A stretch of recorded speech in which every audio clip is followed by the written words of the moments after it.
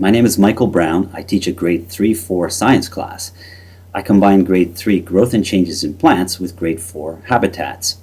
I came up with a culminating task to create a class field guide.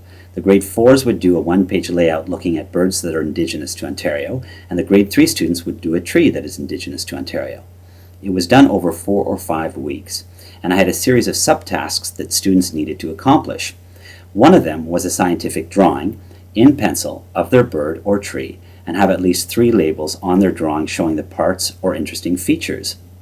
In another activity, I used a Robert Bateman wildlife painting as an exemplar, and the grade 4s then painted their bird and the grade 3s painted their tree species.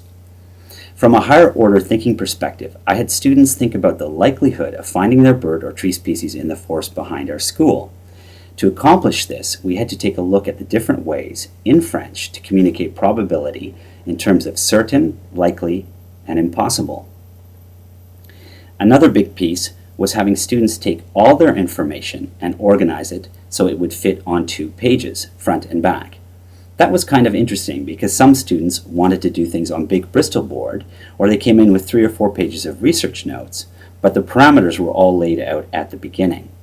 Here are a couple of samples of student work. Here is a grade 3 student, and here is a grade 4 work on the peregrine falcon. One of the big things was getting the research materials.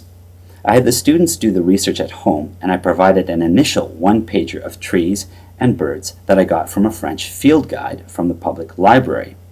So they at least had a point of departure for their research, and many took it and ran with it, and you can see that in their research.